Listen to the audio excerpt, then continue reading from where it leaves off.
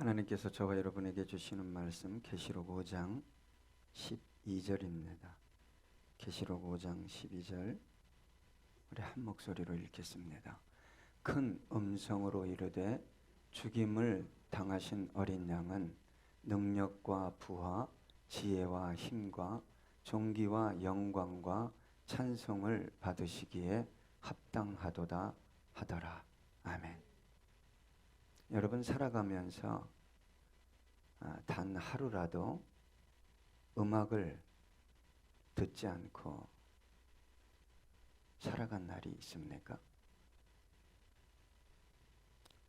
우리가 살아가는 공간에 내가 원하든 원치 않든 음악이 흐르고 있습니다. 마치 공기로 가득한 것처럼 우리의 삶에 음악이 가득합니다. 여러분, 음악이 없는 곳이 있을까요? 거의 없다고 봅니다.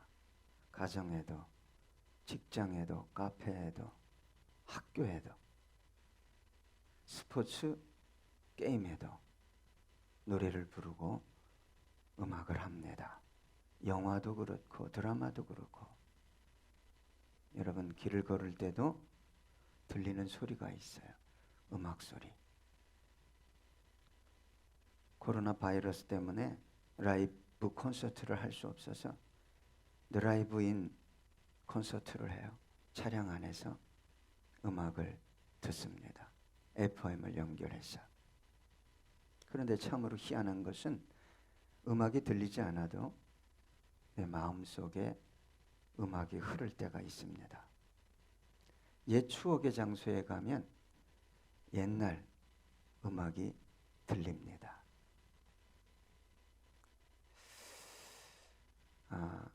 제가 어느 날 조그만 전축, 휴대전축을 봤어요. TV에서. 옛날에는 요만한 상자 같은 전축을 들고 다녔어요. 그리고 학교에서 소풍을 가거나 야외 활동을 가면 그거 틀어놓고 뭐 했죠? 막 이러고 춤추고.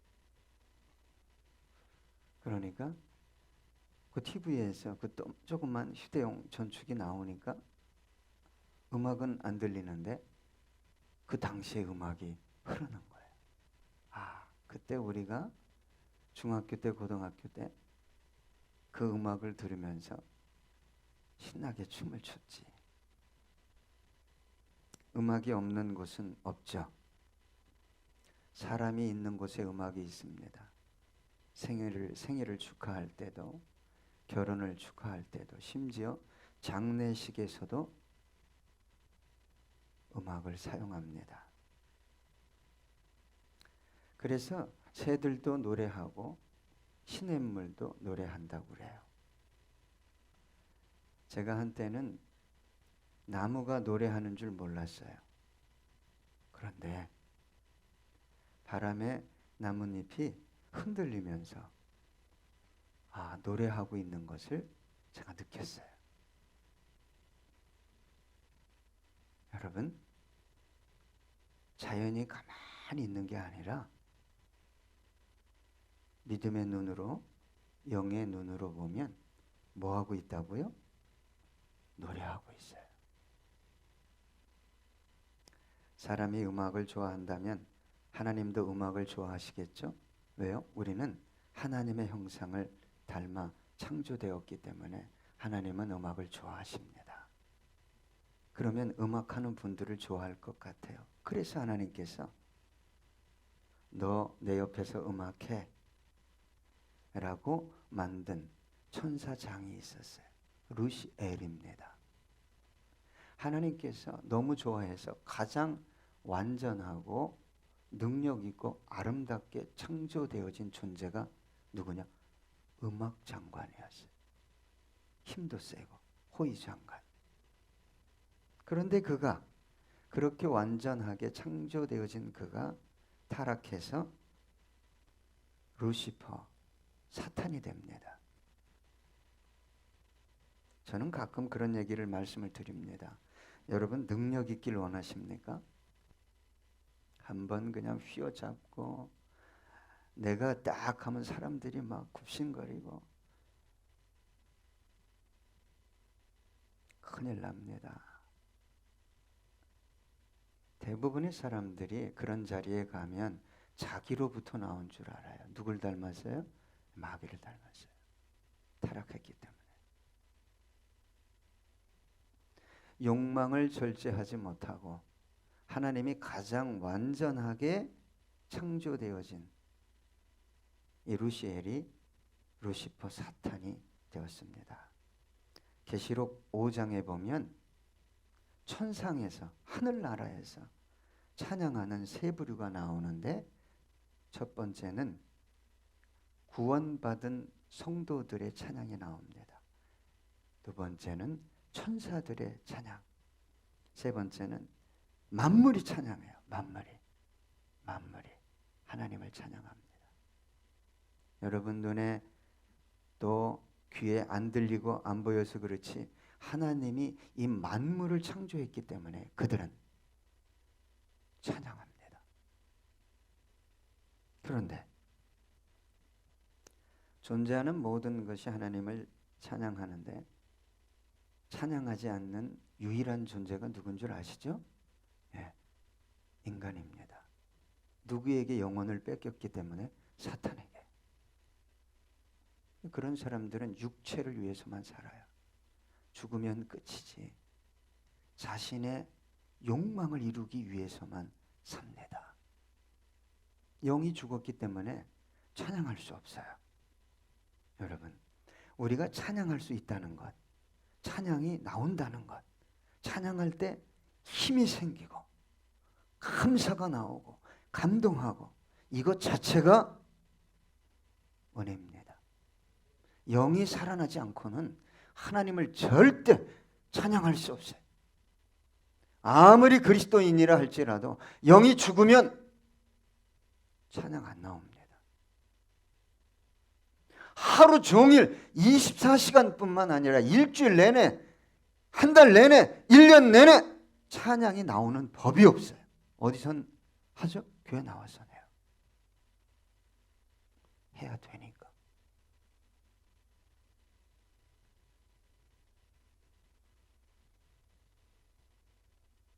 여러분, 저와 여러분이 천국 가면 설교 들을까요? 박 목사가 거기 가서 설교할까요? 예수님 계신데. 여러분, 천국은 너무 완벽해서 또 찬양해, 또 예배드려? 이런 마음이 전혀 들지 않습니다. 완벽한 평화 속에서, 사랑 속에서, 행복 속에서 그냥 찬양만 할 것이라고 저는 생각합니다. 여러분, 이 땅의 모든 것들이 다 사라지지만 천국에서도 영원히 하는 게 뭐냐? 찬양해. 그래서 여러분, 그걸 본받아서 저와 여러분이 이 땅에 사는 날 동안 자꾸 뭐 해야 돼요? 찬양해야 돼요. 여러분, 기도는 좀 하는 것 같아요. 기도보다 실상 더 능력 있는 게 뭐예요? 찬양이에요.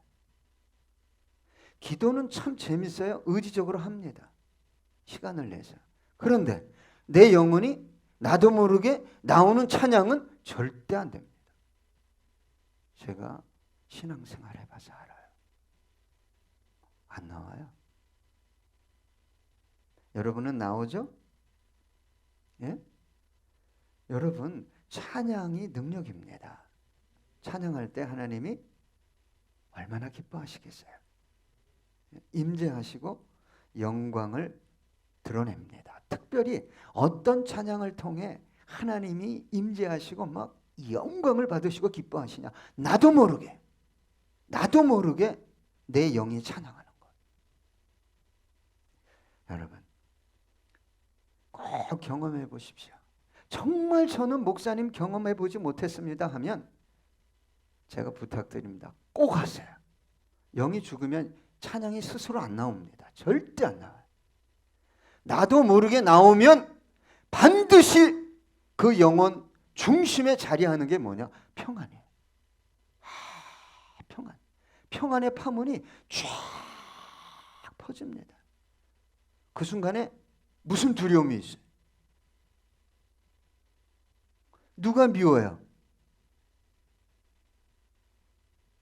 여러분 꼭 찬양의 능력을 경험해 보세요. 여러분 여기 나와서도 찬양해야 됩니다. 응? 그러나 집에서, 일터에서, 삶의 현장에서 목사님 말씀이 맞아요. 나도 모르게 설거지 하다가 찬양이 나오는데 내 영혼에 말로 닿을 수 없는 위로와 평안이 임했어요. 할렐루야. 꼭 간증해 주시길 부탁드립니다. 여러분 찬양할 때 뭐가 사라진다고요? 근심, 걱정, 불안, 두려움, 낙심, 이거 정말 사라집니다. 그러니까 저와 여러분이 찬양할 때 조심해야 될 게 뭐냐면 입으로 찬양해. 정말 마음 중심에서 찬양할 때 그 경험을 집에서는 못하더라도 이런 공예배를 통해 도와주잖아요. 우리 찬양 간사님이, 찬양팀이. 예? 그러면 하나님 하고 같이 찬양을 해야 되는데 너는 해라. 나는 찬양하기 싫다. 여러분 진정한 찬양의 능력은요, 우리 안에 있는 삶의 공간에 있는 어두움을 뭐합니까? 물리칩니다. 예. 절망으로 가득했어요. 그런 영혼이 교회에 와서 진정으로 찬양하면 알 수 없는 소망이 이 안에서 흘러 넘치게 됩니다. 상처가 가득한 영혼이 진정으로 와서 하나님 앞에 찬양하면요, 놀라운 하나님의 위로와 치유의 역사가 일어납니다. 그게 살아있는 예배. 하나님이 죽어 있어요? 하나님의 리빙 갓이에요.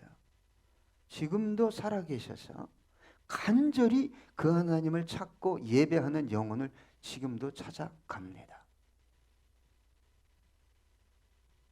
여러분 마음이 열리지 않고 준비되어 있지 않고 간절함도 없고, 그러니까 찬양을 아무리 해도 그 하나님의 능력 임재를 경험하지 못하게 되는 거예요. 제가 여러분 축복합니다. 하나님이 가장 원하는 게 찬양하는 거예요. 찬양 받는 거예요. 예? 여러분 석양을 보면서 하늘의 무수한 별을 보면서 꽃이 필 때, 낙엽이 질 때, 예? 강가에서 요 앞에 조금만 나가면 바닷가가 있잖아요. 할렐루야. 찬양이 안 나옵니까? 맑은 날에 찬양이 안 나와요? 선탠해야지 그 생각만 해요? 예? 아이고 자외선 차단해야지 그 생각만 합니까? 주님의 높고 위대하심을, 할렐루야. 만물이 찬양하게 해요.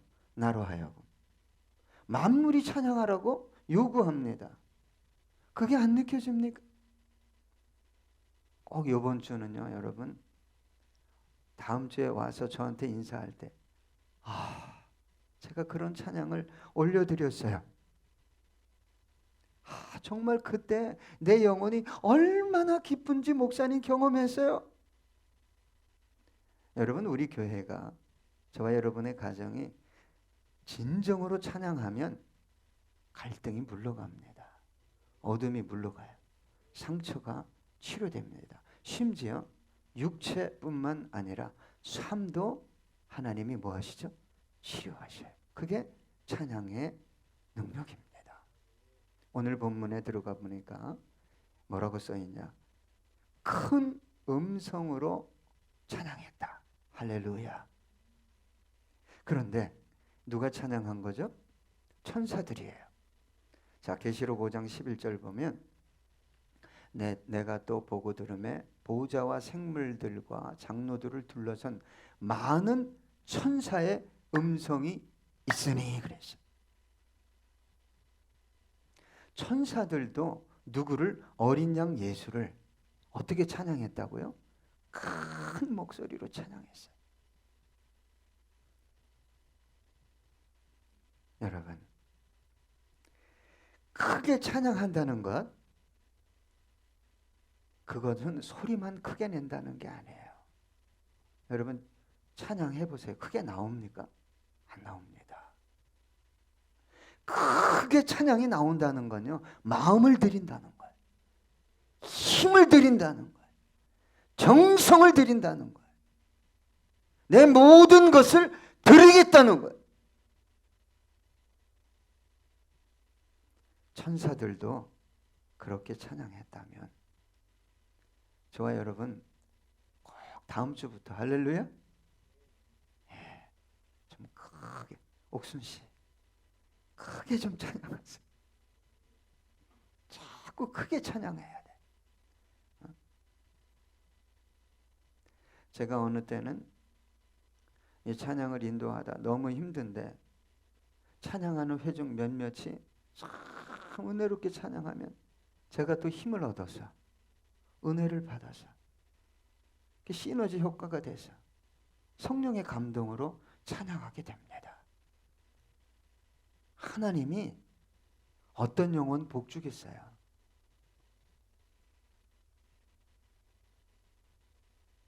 이북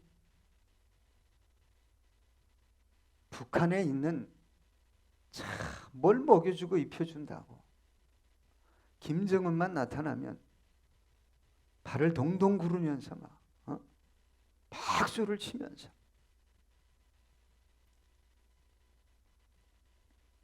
여러분 주님을 사랑할 때도 마찬가지입니다. 마음을 드리고 힘을 드리고 정성을 드려야 돼요.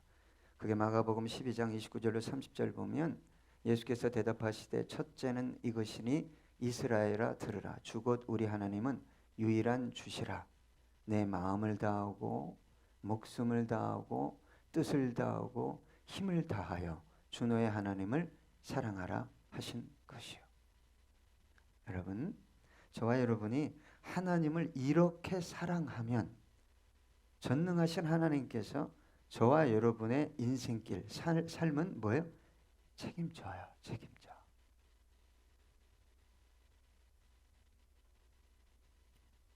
여러분 찬양할 때 힘들고 어려운 가운데 때로는요 마귀가 싸우게 만들어요. 올 때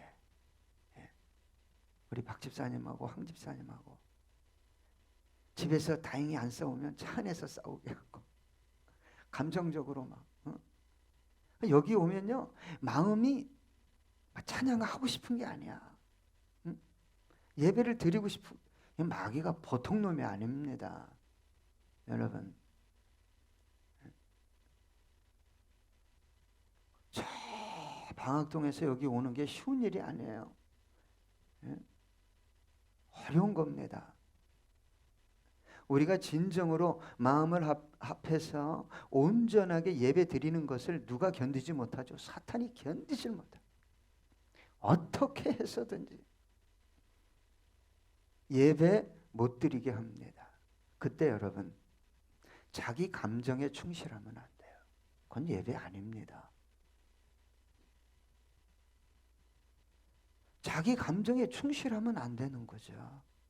그 예배 드리러 온 게 아니죠. 여러분 북한 사람들이 김정은이 장군님이 오셨는데 조금 전에 자기 감정이 아주 안 좋다고 그 자리에서 박수 안 치고 환호 안 했다가 어떻게 되겠어요? 예? 우리 하나님은 그런 분은 아니에요. 인격적인 분이시기 때문에 교회 와서 자기 생각과 자기 감정에 철저하게 자기를 아주 의탁해버려요. 어떻게 은혜를 받으려고 하는지 모르겠어요. 그러면 안 돼요. 그건 예배 드리러 온 게 아니에요. 더 나쁘게 얘기하면 예배를 방해하러 온 거죠. 왜? 그 영이 예배 공간에 흐르기 때문에. 그건 예배를 방해하는 거예요. 여러분, 크게 찬양하셔야 돼요. 잔잔하게 찬양하라고 리더하면 잔잔하게 찬양하셔야 돼요. 묵상하며 찬양합시다 그러면 묵상하며 찬양해야 돼요. 박수 칩시다 그러면 참 힘들어도 하나님 앞에 있잖아요. 존귀하신 하나님 앞에 내가 예배자로 있는 거잖아요. 그러면 어떻게 해야 돼요? 박수를 쳐야죠.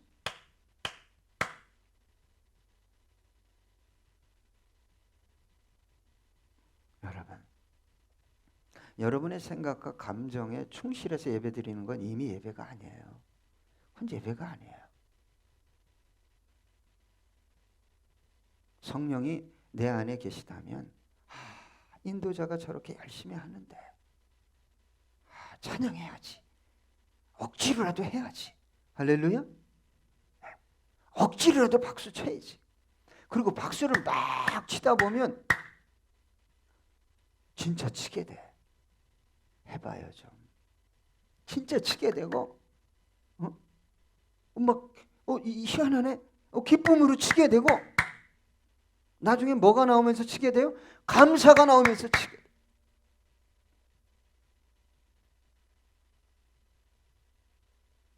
예배는 하나님을 영화롭게 하는 거죠.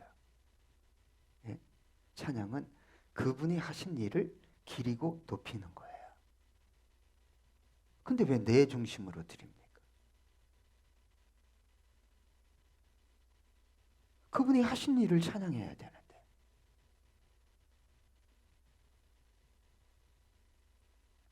제가요, 찬양할 때 제일 싫어했던 거 두 가지가 있어요. 한 가지는 찬양 인도자와 악기가 엉망인 거. 제가 음악을 했잖아요. 근데 제가 20대 때 은혜를 받았는데 정말 놀란 것은 그때 제가 음악을 하고 있을 텐데 교회 가니까 북을 치더라고. 북 치는 것까지 내 또 이해를 했어요. 근데 그 옆에서 이야 징을 치더라고. 징을.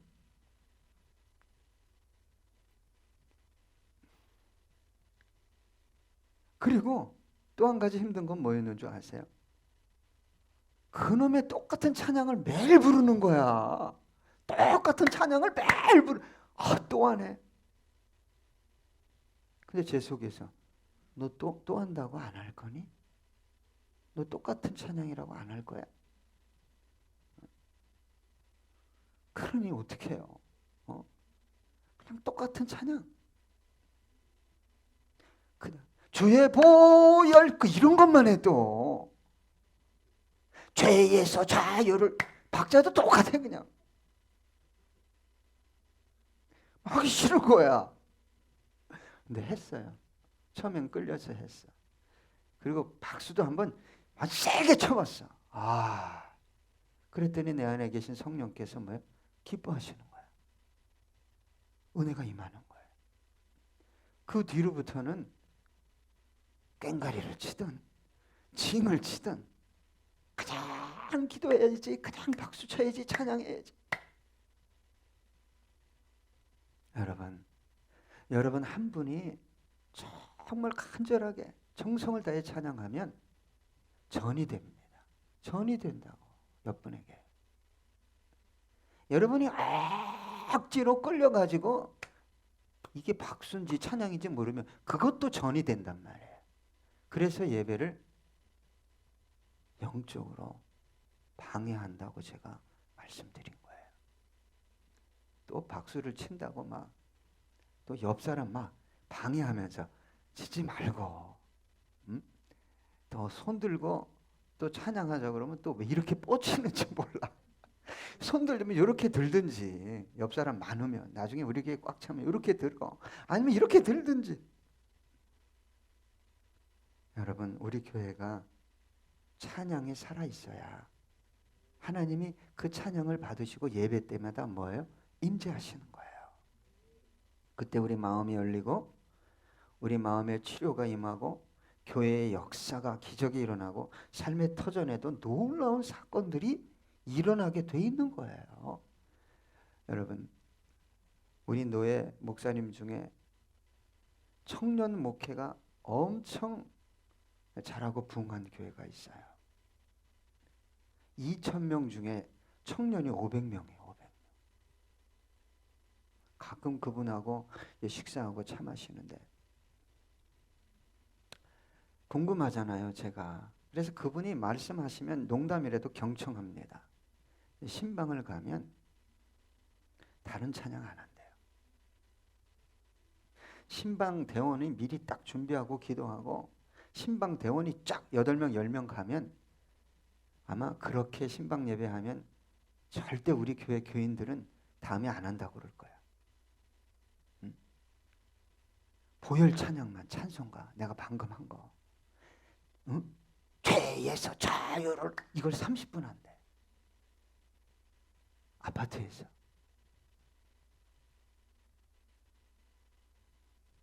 아이, 목사님 그거 민폐죠. 그렇게 찬양하고 예배드리면 가서 케이크도 사다 드려. 죄송합니다. 1년에 한두 번 드리는 예배입니다. 그러면 1년에 한두 번 케이크 사다 드리고 과일 한 박스 사다 드리면 되지. 응? 뭐 찬양을 꼭 고상하게 해야 돼?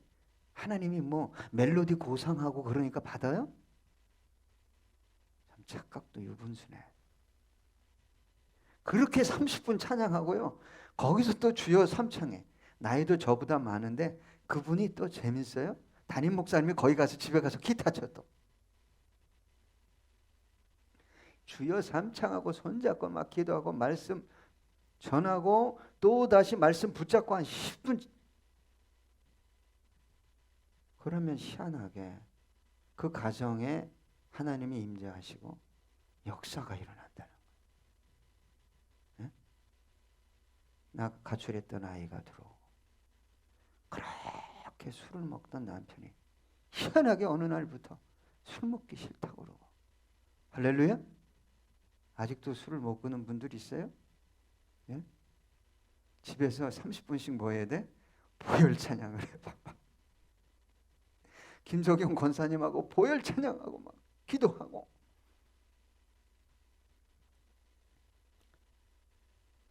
여러분, 시편 22편 3절에 보니까 이렇게 기록되어 있습니다. 함께 읽어볼까요? 이스라엘의 찬송 중에 계시는 주여, 주는 거룩하시니이다. 그래서 제가 말씀드리는 거예요. 여러분 가정에서 찬양합니까? 가정에서 가정 예배를 드리면서 혹 찬양하십니까? 제가 말씀드리는 거는 그냥 가정에서 나도 모르게 찬양이 나와야 돼요. 할렐루야. 나의 갈 길 다가도록 예수 인도하시니. 김석영 권사님 제일 좋아하는 찬양인데 집에서 그게 나옵니까? 할렐루야. 네, 그게 나와야 돼요. 집에서 나와야 돼요. 자, 오늘 천사들이 어떻게 찬양했는지. 크게 찬양했다는 건 찬양의 뭐죠? 태도예요. 마음가짐. 내용은 뭐냐? 죽임을 당하신 어린 양. 참으로 신기한 게 여러분, 천사들도 찬양하는 찬양의 제목 내용이 뭐라고요? 예수님의 십자가 사건이에요. 자신들을 위해 죽은 것도 아닌데 천사들이 그걸 어떻게 찬양했다고요? 크게 찬양했다는 거예요, 여러분. 할렐루야. 예? 정말 쓸데없는 거 알려고 노력하지 말고, 예? 하나님 앞에 나와서 찬양할 때 십자가 찬양을 크게 해보세요. 보혈 찬양. 십자가와 관계된, 복음과 관계된 것을 크게 찬양해 보세요. 어떤 목사님은 예전과 같은 마음이 아니래. 예수님에 대해서. 그래서 여기 앞에서 와서 본당에서 십자가를 바라보면서 주님, 나는 죄인입니다. 주님, 나를 위해서 그렇게 피 흘려 죽으셨는데 이거를 계속 고백했대요.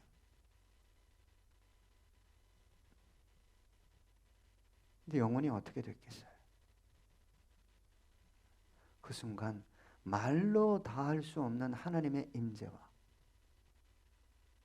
성령의 감동 속에서 영이 새로워졌다는 거예요. 여러분, 어느 순간에 십자가의 은혜가 당연한 건 줄 알아요. 깊이 찬양해야 됩니다.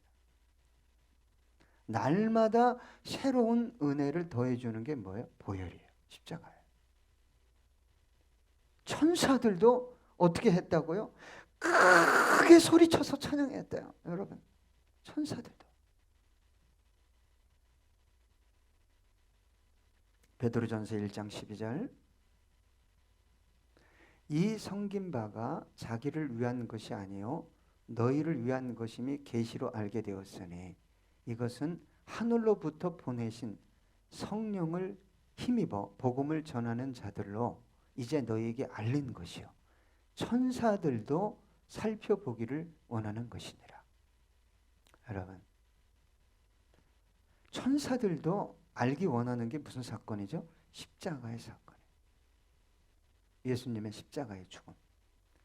저와 여러분이 신앙생활하면서 십자가만 바라보면 이게 마음이 막 울컥하고 감동이 되고 은혜가 임하고, 이거 없으면 신앙생활 할수록 잘못됩니다.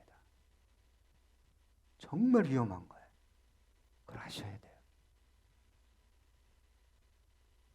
십자가를 통해서만 바른 은혜, 생명, 진리가 공급됩니다. 그런데 어느 순간에 십자가 찬양, 보혈 찬양, 그분이 나를 위해 죽으신 사건에 대한 감사, 간절함, 감동도 없이 신앙생활을 열심히 해요. 그리고 하나님 알아가겠대요.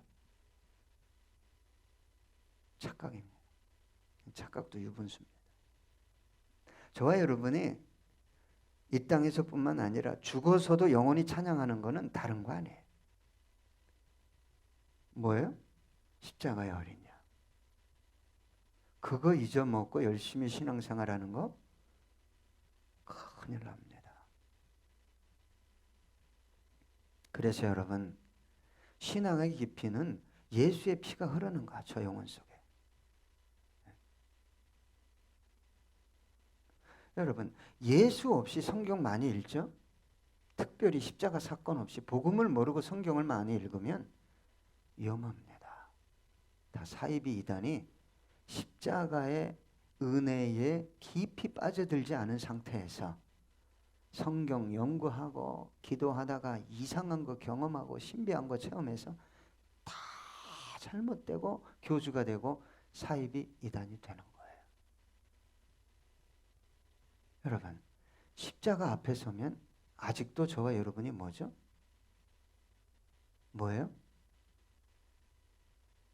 죄인이에요. 죄인. 말로 다 할 수 없는 죄인이에요. 결코 구원에 이룰 수 없는, 용서받을 수 없는, 저주받아 마땅한 죄인임을 자각케 하는 게 뭐예요? 십자가예요. 근데 이 감동, 이 은혜를 잊고 하나님 앞에 나와 다른 어떤 것 구하고 알아가겠다고요? 큰일입니다.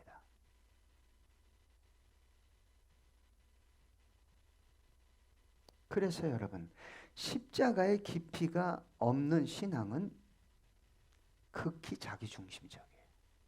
정욕적이고 감정적이기 때문에 쉽게 뭘 드러낸다고요? 바닥을 드러내는 거예요. 없어요. 들춰봐도 없어요.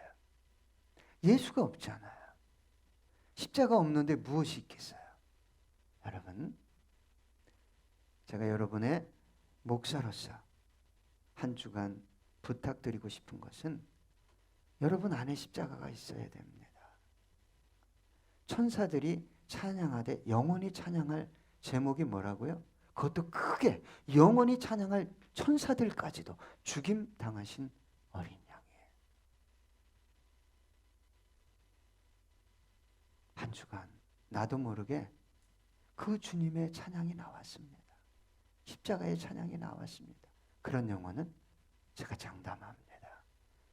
반드시 회복됩니다. 새로워집니다. 그 역사를 경험하는 한 주간 저와 여러분 되기 원합니다. 기도하겠습니다.